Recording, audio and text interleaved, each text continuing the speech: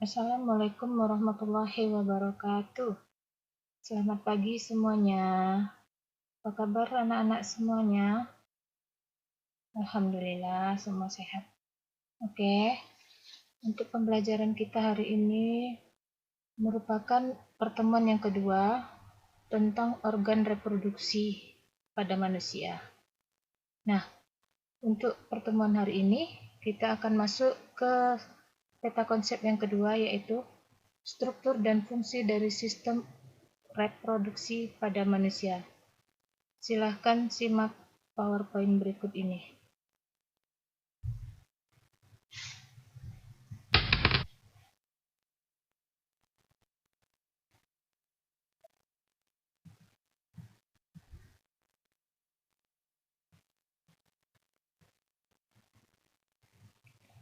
Nah, pada pertemuan yang pertama kemarin kita sudah membahas mengenai pembelahan sel.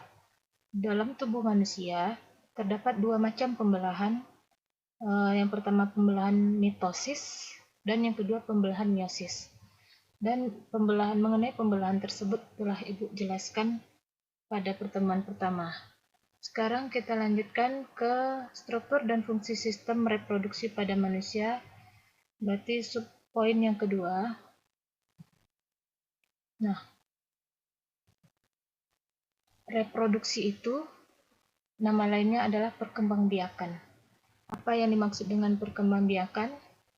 Yaitu usaha makhluk hidup untuk menghasilkan keturunan atau anak. Apa tujuannya? Yaitu untuk melestarikan jenisnya dari kepunahan. Nah, perkembangbiakan pada manusia berlangsung secara generatif atau secara kawin. Nah, untuk perkembangbiakan secara kawin melibatkan sel kelamin jantan dan sel kelamin betina. Sel kelamin jantan namanya adalah sperma, sedangkan sel kelamin betina namanya ovum. Sperma dihasilkan oleh organ reproduksi yang bernama testis pada laki-laki, sedangkan ovum atau sel telur ini adalah sel kelamin perempuan dihasilkan oleh ovarium, yaitu merupakan organ reproduksi pada perempuan. Gabungan atau peleburan sperma dengan ovum menghasilkan satu sel yang dinamakan zigot.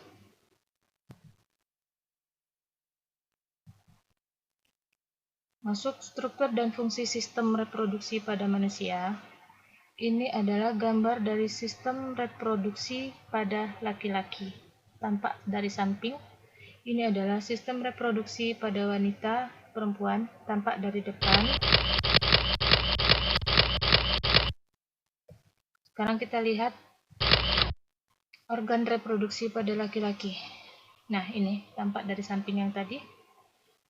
Organ reproduksi pada laki-laki dibedakan atas dua macam. Ada organ reproduksi luar dan ada organ reproduksi dalam. Yang termasuk organ reproduksi di luar, yang pertama adalah penis. Ini adalah penis. Dan yang kedua adalah skrotum. Apa itu penis? Bagi kamu anak laki-laki, air kencingmu dikeluarkan melalui organ yang disebut dengan penis. Penis itu berfungsi sebagai saluran kencing atau saluran urin dan juga sebagai saluran sperma. Penis terbentuk dari otot dan tidak memiliki tulang. Pada ujung penis terdapat struktur seperti lipatan kulit yang disebut dengan kulup. Nah, kulup inilah yang dipotong saat seseorang dikhitan. Yang kedua, skrotum. Ini adalah skrotum, nih, yang berupa kantong. Ya, kantong di dalamnya terdapatlah sepasang testis. Pada skrotum terdapat dua buah testis atau sepasang. Skrotum merupakan bagian sistem reproduksi pria yang terlihat seperti kantong. Ini kantong. Letaknya berada di belakang penis. Skrotum berperan untuk menjaga suhu testis agar sesuai untuk memproduksi sperma. Organ tersebut harus memiliki suhu yang sedikit lebih rendah daripada suhu tubuh kita. Nah, organ reproduksi laki-laki bagian dalam yang pertama adalah testis. Ini bagian dalam ya, tidak terlihat. Nah, testis, organ ini berbentuk oval dan ukurannya sebesar biji zaitun yang terletak di dalam kantong skrotum ini. Testis terletak di dalam kantong skrotum. Fungsi testis apa? Fungsi testis itu ada dua. Yang pertama, sebagai penghasil sel kelamin pria, namanya sperma. Dan yang kedua, sebagai penghasil hormon testosteron. Sperma itu merupakan sel tunggal yang memiliki kepala dan memiliki ekor. Sedangkan hormon testosteron adalah senyawa yang dapat merangsang perubahan fisik pada anak laki-laki, seperti membesarnya jakun dan tumbuhnya rambut pada tempat-tempat tertentu. Contoh kumis. Pada masa inilah kamu berada pada masa pubertas. Masa pubertas adalah masa ketika seorang anak mengalami pematangan fungsi seksual yang disertai perubahan fisik dan perubahan psikis. Perubahan fisik itu contohnya ya suaranya membesar, tumbuhnya rambut di daerah tertentu. Psikis misalnya pemikirannya sudah mulai beranjak dewasa seperti itu. Itu testis, organ reproduksi bagian dalam pria. Yang kedua, epididymis. Ini epididymis. Apa itu epididymis? Epididymis ini merupakan saluran yang keluar dari testis. Nah, testis memproduksi sel sperma. Sel sperma yang telah diproduksi oleh testis ini akan dikumpulkan di dalam epididymis. Setelah dikumpulkan, sperma tadi akan mengalami pematangan sehingga siap untuk melakukan tugasnya dalam membuahi sel telur atau ovum. Di sini melakukan di pengumpulan sperma dan tempat pematangan sperma. Dan yang ketiga adalah vas deferens. Ini vas deferens sepanjang ini adalah vas deferens. Apa itu vas deferens? Vas deferens ini merupakan saluran yang panjang dan tebal, mulai dari epididymis hingga ke rongga panggul. Nih. Nah, organ ini terletak di belakang kandung kemih. Ini kandung kemih, atau kantong kencing. Vas deferens berfungsi mengantarkan sperma yang telah matang ke uretra. Nih vas deferens nanti masuk ke sini. Nih, sini pertemuannya. Ini uretra. Dari sini sperma dibawa melalui vas deferens nih sampai di sini uretra. Nah, kemudian yang keempat adalah saluran uretra. Ini adalah saluran uretra. Ini saluran uretra. Saluran uretra ini adalah saluran yang terdapat di dalam penis dan merupakan akhir dari saluran reproduksi. Perannya adalah sebagai saluran keluarnya sperma dan keluarnya urin. Kemudian selanjutnya ada vesicula seminalis ini. Ini namanya vesicula seminalis, yaitu organ berbentuk kantung yang menempel pada vas deferens. Ini adalah vas deferens tadi, ada yang menempel berupa kantung namanya vesicula seminalis. Nah, organ ini berguna atau berfungsi dalam memproduksi cairan sebagai pemberi energi sperma untuk bergerak. Nah, nanti sperma ini untuk apa energi sperma bergerak? Di saat dia memasuki saluran reproduksi pada wanita, sperma itu harus memiliki energi atau tenaga untuk menemui sel telur. Nah, jadi dia mendapatkan energi dari cairan yang dihasilkan oleh vesicula seminalis. Kemudian kelenjar prostat. Ini adalah kelenjar prostat. Kelenjar prostat itu terletaknya di bawah kandung kemih. Ini kandung kemih tadi, kantong kencing. Ini kelenjar prostat. Nah, kelenjar prostat ini berfungsi menambahkan cairan yang bersifat asam yang membantu sperma saat terjadi ejakulasi dan membantu menjaga sperma tetap sehat. Maksudnya, saat sperma keluar dari saluran reproduksi pria dari penis, dia akan tetap menjaga kesehatan sperma. Itu fungsi dari cairan yang dihasilkan oleh kelenjar prostat. Kemudian kelenjar Cowper. Kelenjar Cowper itu di sini, ini adalah kelenjar Cowper. Kelenjar Cowper ini menghasilkan lendir dan cairan yang bersifat basah. Apa fungsinya? Fungsinya untuk melindungi sperma dengan cara menetralkan urin yang memiliki pH asam yang masih tersisa di uretra. Jadi ini misalnya masih ada sisa-sisa urin, akan dinetralisir oleh kelenjar Cowper, cairan yang dihasilkan oleh kelenjar Cowper yang berupa basa tadi, karena urin itu bersifat asam. Penetralisirnya adalah basa. Itu adalah organ reproduksi pada laki-laki. Ini dia yang Ibu jelaskan tadi. Sekarang kita lihat organ reproduksi pada perempuan. Nah, ini organ reproduksi pada perempuan tampak dari depan, sedang ini tampak dari samping.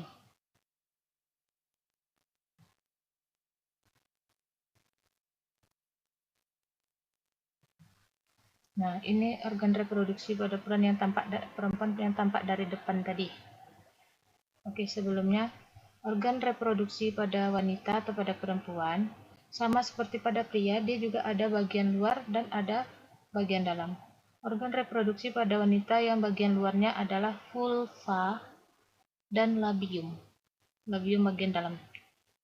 Vulva itu merupakan suatu celah paling terluar dari alat reproduksi wanita. Vulva dilapisi oleh sepasang bibir kanan dan bibir kiri yang disebut dengan labium. Nah, kemudian kedua bibir tersebut akan bermuara pada saluran, yakni saluran urin dan saluran reproduksi yang disebut dengan vagina. Vagina di sini. Itu organ reproduksi bagian luar pada perempuan, vulva dan labium. Sekarang kita lihat organ reproduksi bagian dalam pada perempuan. Ini yang pertama ovarium. Ini adalah ovarium. Ovarium itu jumlahnya sepasang, 2 buah, kiri dan kanan. Letaknya di bagian bawah dari rongga perut. Nah, di dalam ovarium ini terdapat kumpulan sel yang disebut dengan folikel. Nih, halus-halus ini. Nah, di dalam folikel inilah sel telur atau ovum tadi berkembang. Sel-sel oosit atau calon sel telur. Nih, ini namanya oosit atau calon sel telur. Berkembang sejak awal kehidupan seorang perempuan. Sejak dia lahir, sel telur ini, calon sel telur ini sudah ada di dalam ovariumnya. Masing-masing kiri dan kanan. Nah, sampai dia akan bertumbuh sampai dia mencapai masa pubertasnya nanti. Nah, kemudian folikel yang ada di dalam ovarium ini yang berisi sel telur tadi, juga selain ovarium ini selain menghasilkan sel telur berupa folikel-folikel di sini, dia juga menghasilkan hormon estrogen dan progesteron. Nah, pada setiap bulan, sel telur yang telah matang, jika sudah memasuki masa pubertas seorang perempuan, setiap bulan sel telur ini matang 1 buah. Nah, yang telah matang itu akan keluar dari ovarium dan ditangkap oleh fimbriae, ini namanya fimbriae, dan menuju ke oviduk. Ini oviduk atau saluran telur atau tuba Fallopi. Nah, pelepasan sel telur yang telah matang dari ovarium ini itu dinamakan dengan ovulasi atau masa subur seorang perempuan. Nah, terus apa fungsi dari hormon estrogen dan progesteron yang dihasilkan oleh indung telur atau ovarium ini? Fungsinya adalah mengatur siklus menstruasi. Nah, hormon ini juga bisa mengatur perkembangan ciri-ciri reproduksi sekunder pada perempuan. Contoh, membesarnya pinggul, tumbuhnya rambut pada bagian tertentu, berkembangnya payudara, semakin aktifnya kelenjar minyak dan kelenjar keringat yang dapat memicu terjadinya jerawat. Itu adalah ovarium. Yang kedua, saluran reproduksi pada wanita juga merupakan alat reproduksi bagian dalam. Yang pertama itu tuba fallopi. Ini tuba fallopi atau oviduct atau saluran telur. Nah, tuba fallopi ini menghubungkan antara ovarium dengan uterus. Uterus ini rahim. Ini rahim, uterus rahim. Saluran telur tersebut berada di kiri dan kanan rahim. Ini oviduct, ini oviduct juga. Atau saluran telur atau tuba fallopi. Ada dua, kiri dan kanan. Nah, apa fungsi dari oviduct? Oviduct ini berfungsi sebagai tempat terjadinya pembuahan.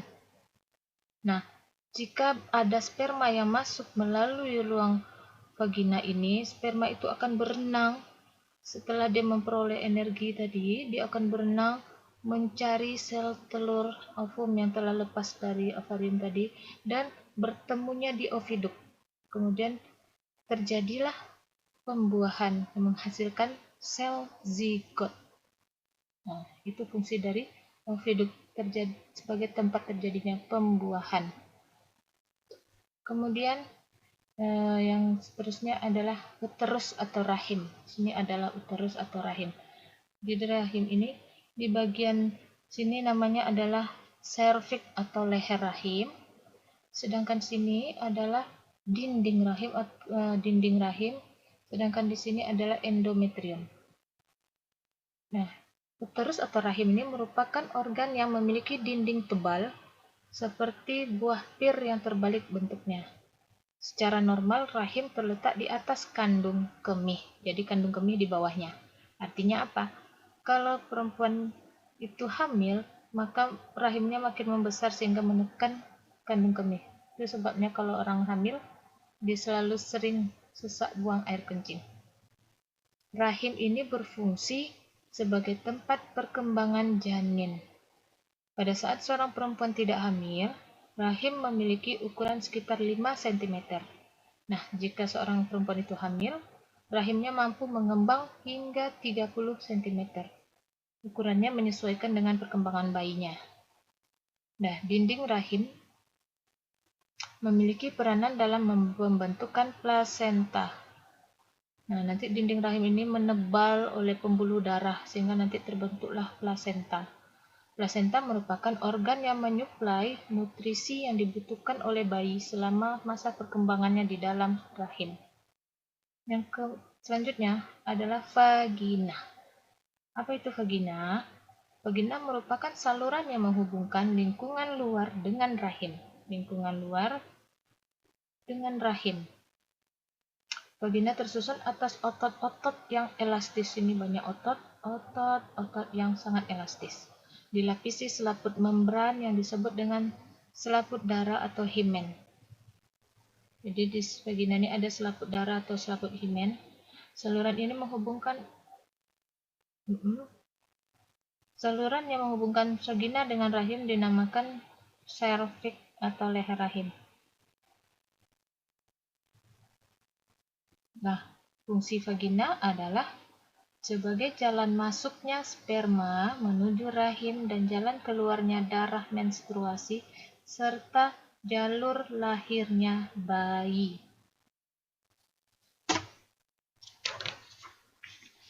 Nah, pada pertemuan kali ini kita hanya membahas tentang organ reproduksi pada laki-laki dan pada perempuan.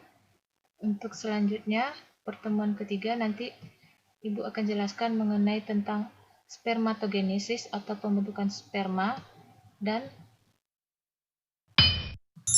oogenesis atau pembentukan ovum atau sel telur. Sekian pelajaran kita hari ini. Ini juga akan kita bahas pada pertemuan berikutnya.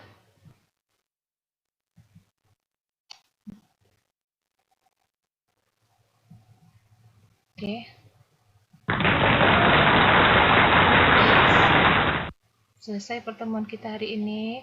Jika ada pertanyaan, Ibu terima di melalui WA Capri. Oke, sekian. Terima kasih. Assalamualaikum warahmatullahi wabarakatuh.